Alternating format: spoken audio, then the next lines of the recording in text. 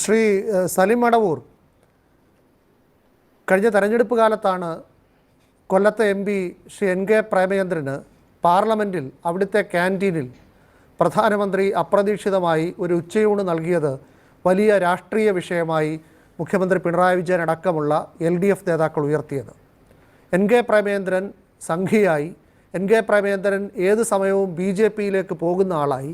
അങ്ങനെ തെരഞ്ഞെടുപ്പ് കാലത്ത് വലിയ പ്രചാരണങ്ങൾക്കാണ് LDF തുടക്കമിട്ടത്.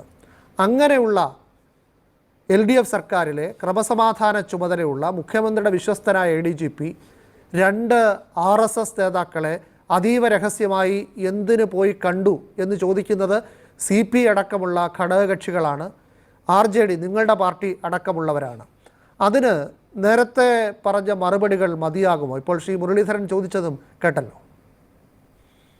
അല്ല, ചില CPM സൈബർ കേന്ദ്രങ്ങൾ ചില നേതാക്കളെയൊക്കെ തന്നെ BJP ആണെന്ന് വരുത്തി തീർക്കാൻ നടത്തുന്ന ശ്രമങ്ങളോട് ഒരിക്കലും എനിക്ക് യോജിപ്പില്ല. അത് വ്യത്യസ്തമായ അഭിപ്രായം തന്നെയുണ്ട്.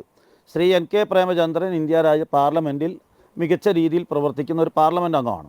അപ്പോൾ അദ്ദേഹത്തെ BJP അദ്ദേഹം എന്തിനു കണ്ടു പ്രധാനമന്ത്രിയെ എന്നുള്ളതാണ് പ്രധാനപ്പെട്ട പ്രശ്നം.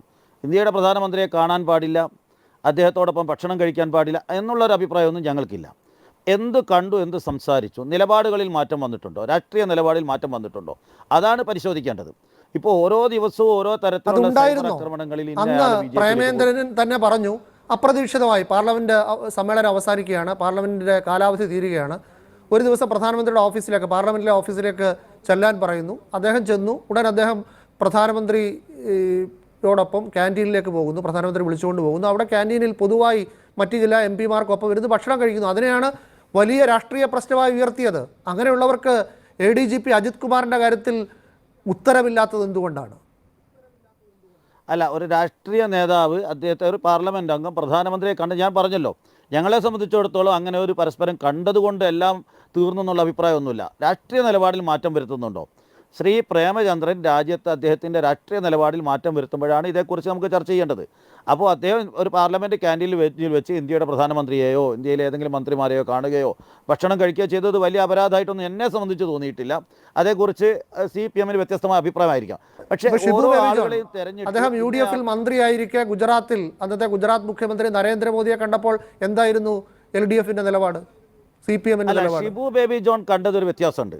ഷിബു ബേബി ജോൺ ഇന്ത്യയിലെ ഗുജറാത്ത് കലാപത്തിന് ശേഷം ഗുജറാത്തിൻ്റെ മുഖ്യമന്ത്രിയായിരിക്കുന്ന നരേന്ദ്രമോദിയെ രാജ്യത്തെ എല്ലാ ജനങ്ങളും ഭീതിയോടുകൂടി നോക്കിക്കാണുന്ന, അദ്ദേഹം ഇന്ത്യൻ രാഷ്ട്രീയത്തിൽ പ്രധാനമന്ത്രി സ്ഥാനത്തേക്ക് വരുന്നതൊക്കെ ഭയപ്പാടോടുകൂടി കാണുന്ന ഒരു ഘട്ടത്തിൽ ഇന്ത്യക്ക് മാതൃക ഗുജറാത്താണെന്ന് BJP പ്രചരിപ്പിച്ചു കൊണ്ടിരിക്കുമ്പോൾ ആ ഗുജറാത്തിലെ മുഖ്യമന്ത്രിയെ ഷിബു ബേബി ജോൺ കണ്ടത് തെറ്റായിരുന്നു.